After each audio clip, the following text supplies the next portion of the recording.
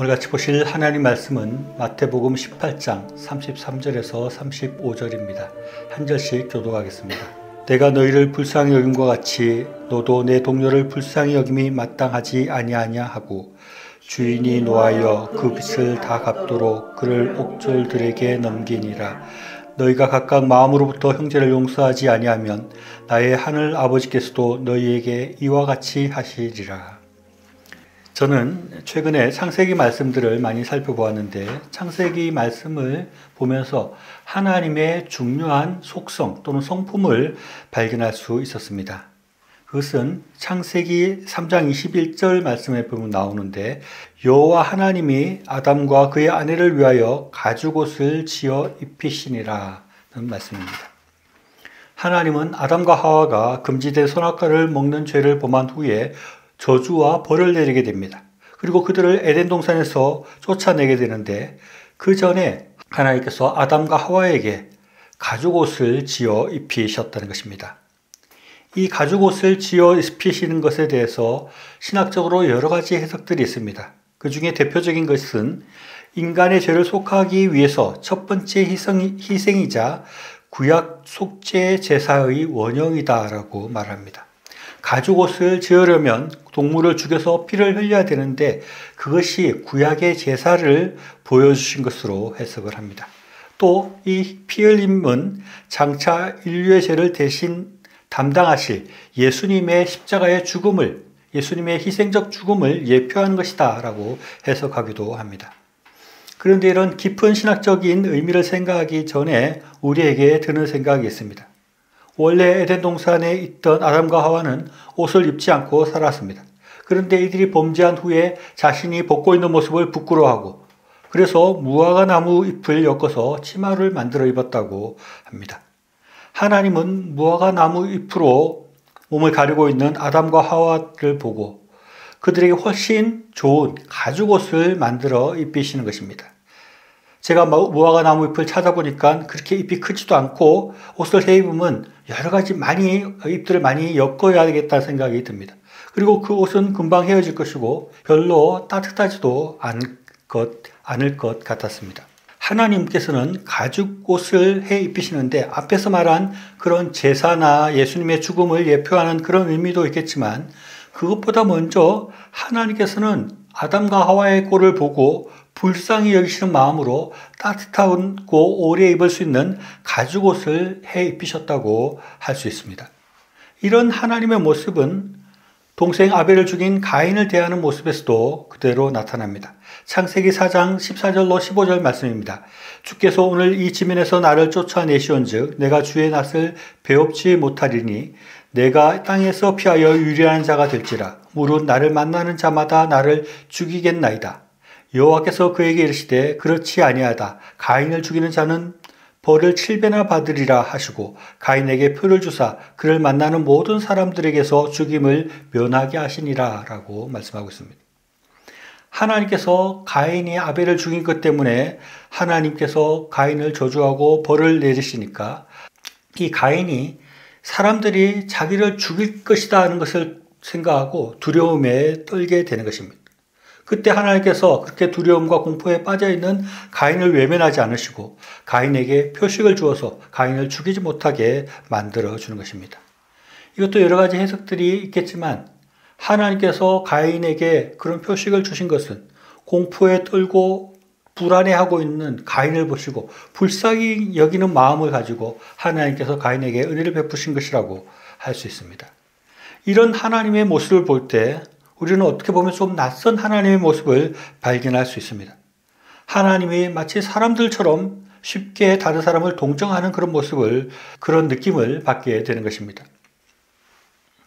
어떤 어머니가 아이가 잘못했을 때 회초리를 가져와서 아이의 종아리를 때립니다. 그런데 어떤 엄마는 아이가 매를 맞으면서 울고 아프다고 할 때 엄마도 가슴이 아프고 눈에 눈물이 나지만 아이에게 눈물을 보이지 않고 끝까지 굳은 마음을 가지고 매를 때리는 엄마가 있고 또 다른 엄마는 한 대 좀 때리고 나서 아이가 아프다고 소리를 치고 눈물을 흘릴 때 더 이상 마음이 아파서 때리지 못하고 같이 울어버리는 그런 마음 약한 엄마가 있을 수도 있습니다.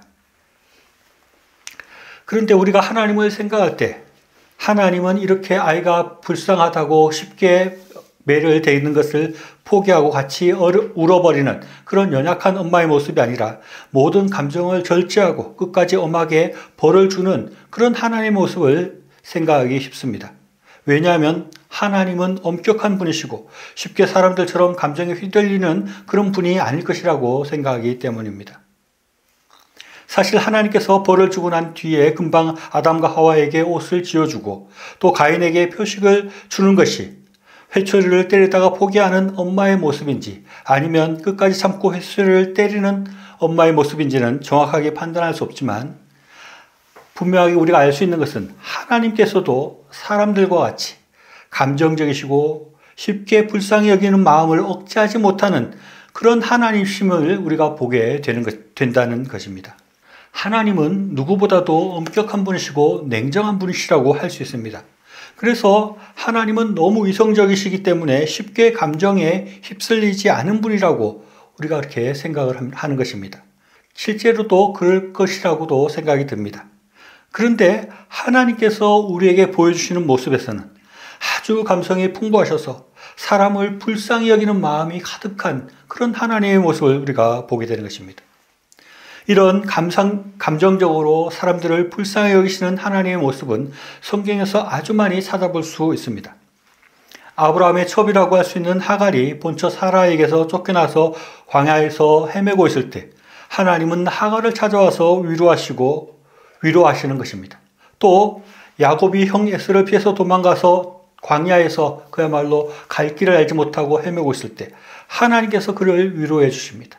또 야곱이 다시 고향으로 돌아올 때 형 에서를 야곱 강가에서 이제 만나야 되는데 형이 자기에게 복수할까봐 두려움과 공포에 떨고 있을 때 그때도 하나님께서 야곱에게 찾아와서 위로해 주시는 것입니다. 이렇게 하나님께서는 사람들이 어려움을 당하고 곤란을 당할 때 그들을 아주 불쌍히 여기시고 찾아와서 도와주시는 것입니다.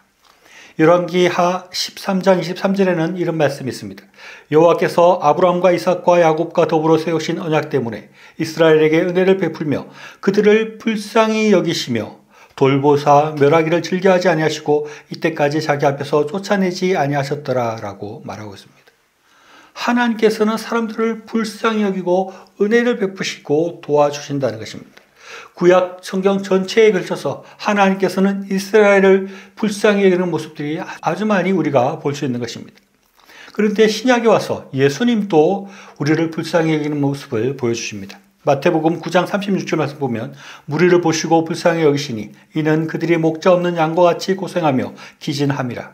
또 마태복음 14장 14절에서도 예수께서 나아오사 큰 무리를 보시고 불쌍히 여기사 그 중에 있는 병자를 고쳐주시니라 라고 말씀합니다.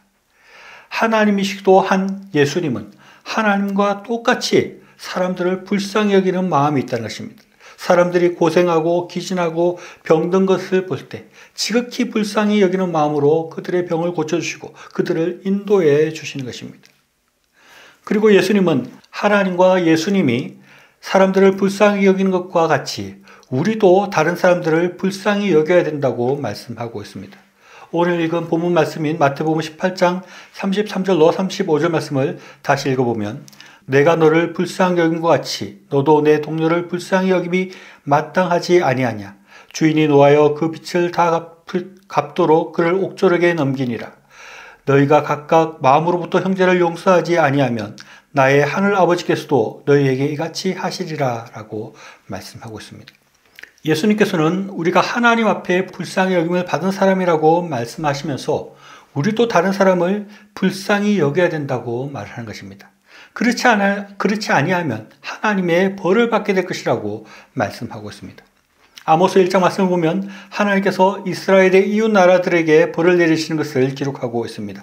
아모스 1장 3절로 4절 말씀 보면 여호와께서 이같이 말씀하시되 다메섹의 서너 가지 죄로 말미암아 내가 그 벌을 돌이키지 아니하리니 이는 그들이 철타작기로 타작하듯이 길라앗을 압박하였습니다. 내가 하사엘의 집에 불을 내리리니 베다닷의 궁궐을 사르리라 라고 말씀하고 있습니다. 또 6절에서도 여호와께서 이같이 말씀하시되 가사의 서너 가지 죄로 말미암아 내가 그 벌을 돌이키지 아니하리니 이는 그들이 모든 사로잡은 자를 끌어 에돔에 넘겼음이라 라고 말씀하고 있습니다.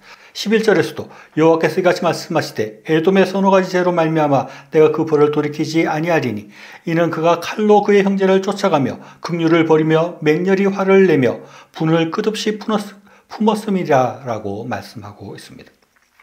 하나님께서 벌을 돌이키지 않고 무섭게 벌을 내리시겠다고 선포하고 있는 사람들의 죄는 한마디로 하면 다른 사람들을 불쌍히 여기지 않는다는 것입니다. 다른 사람들을 불쌍히 여기지 않고 핍박하고 괴롭힌 사람들에 대해서 하나님께서는 절대 용서하지 않겠다고 말씀하고 있는 것입니다. 하나님께서는 하나님 자신이 다른 사람을 불쌍히 여기는 분이고 불쌍히 여기는 것을 중요하게 생각하는 분이시기 때문에 불쌍하게 여기지 않는 사람들을 지극히 미워하고 벌 주시겠다고 말씀하고 있습니다. 우리는 이미 하나님으로부터 불쌍히 여김을 받은 사람이기 때문에 우리는 다른 사람을 불쌍히 여겨야 될 의무가 있는 것입니다.